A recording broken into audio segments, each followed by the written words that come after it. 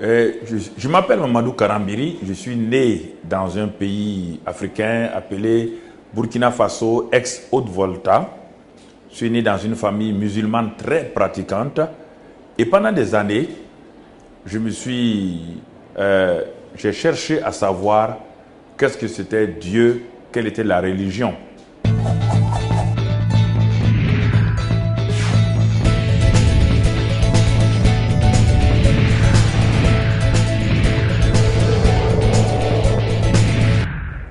Et dans mon enfance, cette recherche m'a conduit simplement à fréquenter les églises catholiques de mon village.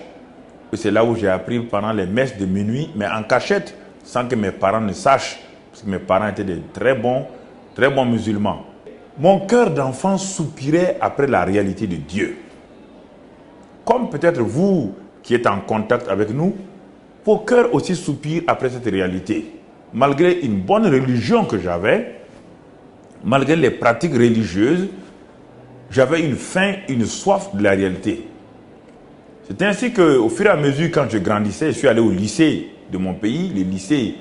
Et là, j'ai fait mes études avec un succès. J'étais aussi engagé dans l'équipe de handball et de basketball.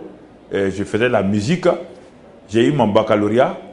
Et après le baccalauréat, je me suis engagé, je suis allé à l'université. Et la belle vie a commencé à prendre le pas sur la pensée religieuse, la pensée spirituelle.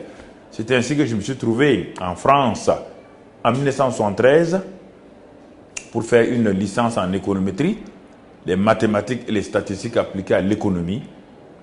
Et dans cette ville où je suis venu étudier, dans le sud-ouest de la France, j'avais amené avec moi des gris-gris africains. Vous savez, en bon africain, j'avais mes gris-gris. Et je me disais, au cas où mon cerveau ne pourrait pas me permettre de réussir, j'allais faire appel au gris-gris de mes ancêtres. Et ce mois de juin 1973 à Toulouse, pour les examens de fin d'année de licence, je suis entré dans la salle d'examen. Après avoir reçu les feuilles, donc les sujets d'économétrie, j'ai lu les sujets qui étaient abordables à mon point de vue. Et à un moment donné, je ne sais pas pourquoi, je le comprends maintenant, j'ai défié Dieu sans aucune raison. Et j'ai dit, même si Dieu n'était pas content, moi j'allais traiter ce sujet et la semaine prochaine, je serai licencié S-économétrie. Croyez-moi, dès que j'ai dit ces paroles qui aujourd'hui sont offensantes pour Dieu, brusquement, une confusion mentale s'est imposée à moi. Et pendant 4 heures de temps, je n'ai pas compris ce qui m'arrivait. Et j'ai échoué lamentablement à ma session de juin 1973, à ma licence. Et les professeurs, les assistants me disaient, Mamadou, toi qui es un des meilleurs étudiants en économétrie, comment as-tu fait pour avoir 0,5 sur 20? Je ne comprenais rien. Je suis entré dans ma chambre d'étudiant et j'ai passé mon temps à pleurer. J'ai pleuré de toute mon âme. J'ai pleuré, j'étais humilié, j'étais bafoué dans ma personnalité, dans mon orgueil. Mais dans cette même période, des jeunes m'ont invité pour aller, des jeunes de l'Alliance biblique, le groupe biblique universitaire du moins. Ils m'ont invité plusieurs fois à l'église.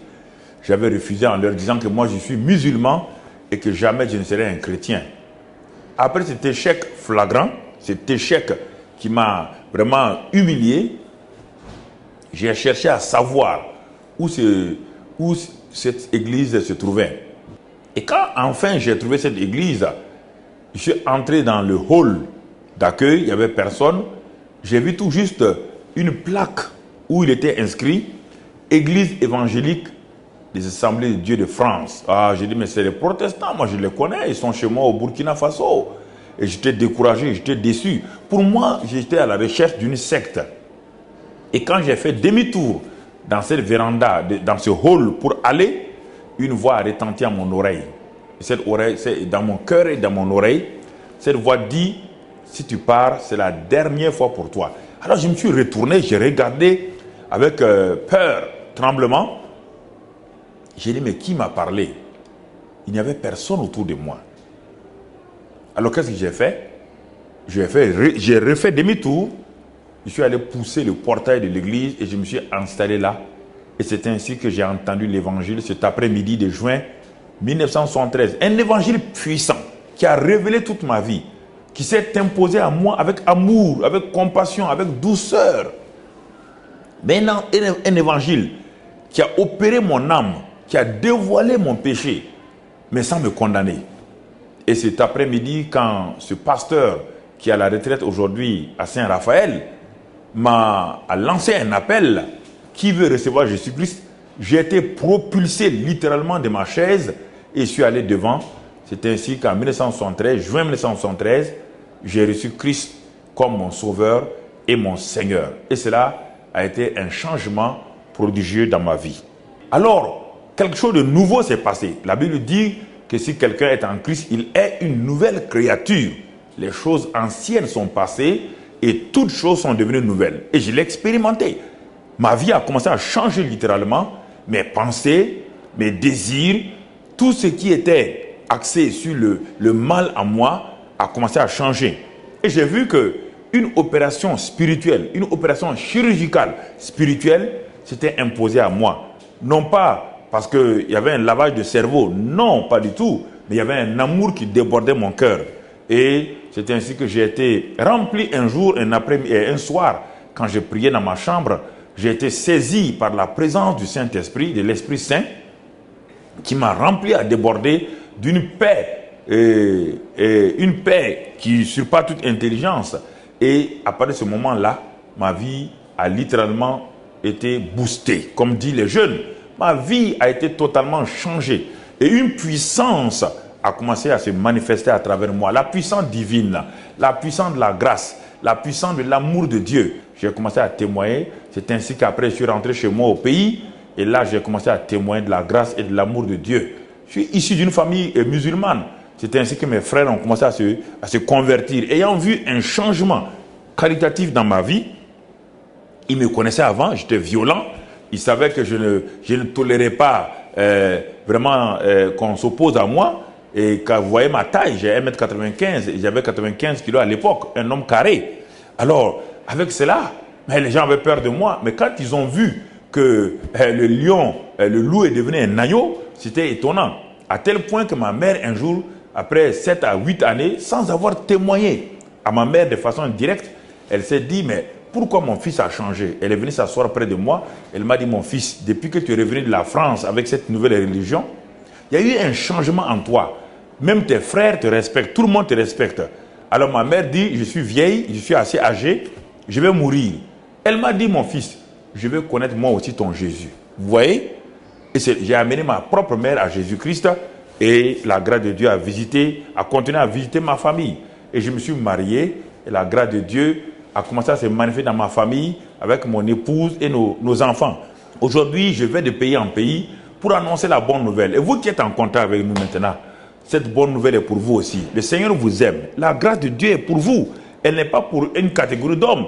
Elle est pour vous. Et si vous l'acceptez aujourd'hui, Christ Jésus, car il est mort pour vous. La Bible dit, Dieu a tant aimé le monde qu'il a donné son Fils unique, afin que quiconque croit en lui, vous, il vous donne la vie éternelle. Il change votre vie. Je ne vous parle pas de changement de religion. Je vous parle d'un changement qualitatif de vie. Je vous parle de l'amour de Dieu. Je vous parle de la grâce de Dieu. Et cette grâce-là, maintenant même, là où vous êtes assis et vous regardez cette émission, alors la grâce de Dieu peut vous toucher. Si vous voulez vous prier avec moi,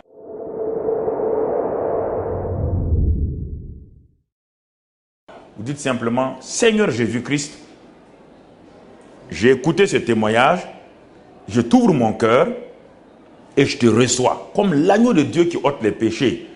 Par ton sang, purifie-moi.